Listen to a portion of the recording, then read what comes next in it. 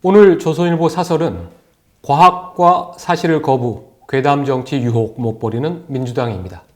더불어민주당의 후쿠시마 원전 오염수 방출 저지 대응단 의원 5명이 허무맹랑하다는 지적에도 불구 6일 일본 후쿠시마를 항의 방문합니다. 후쿠시마 원전 인근의 오염을 확인하고 도쿄 전력 방문, 일본 의원들과의 면담을 통해 오염 처리수 방류의 문제점을 알리겠다고 했습니다.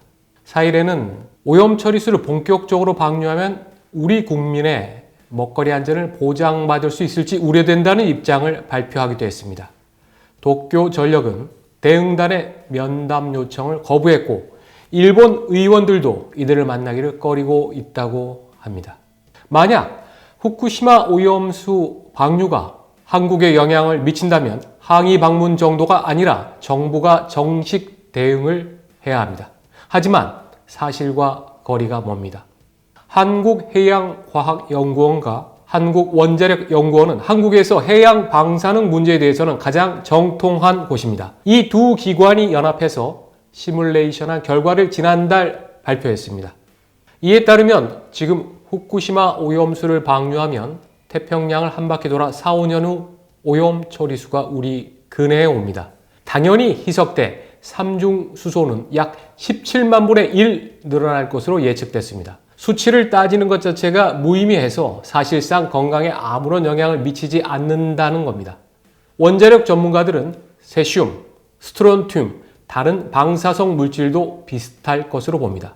우리나라 원전들의 지난해 삼중수소 배출량이 후쿠시마 오염 처리수의 10배라는 발표도 나온 바 있습니다.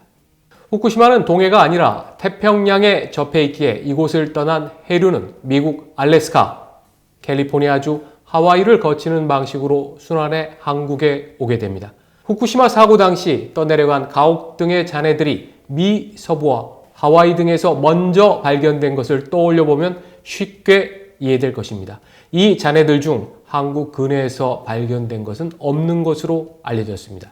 후쿠시마 오염 처리수 방류에 문제가 많다면 해류 이동에 따라 가장 먼저 피해를 당할 나라는 미국입니다.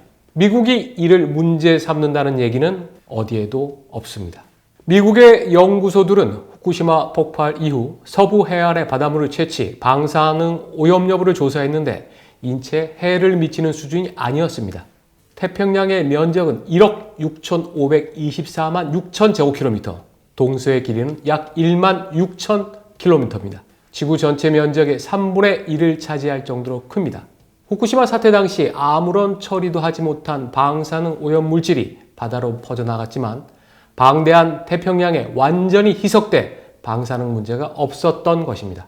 앞으로 국제원자력기구 IAEA는 후쿠시마 오염수 방류에 대한 입장을 밝힐 예정입니다. 우리 정부도 의견을 전달하고 있습니다.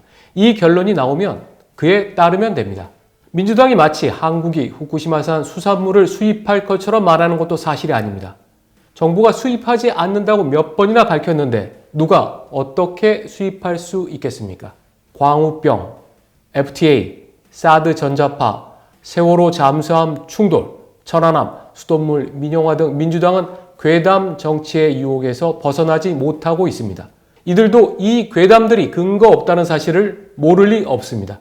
정치적으로 괴담에 선동되는 사람들이 많이 있기 때문에 괴담은 이용할 가치가 있다고 보는 것입니다. 소수당이면 이럴 수도 있습니다. 그런데 국회를 장악한 다수당이 괴담 정치를 벌인다는 것은 차원이 다른 문제입니다. 오늘의 조선일보 사설이었습니다.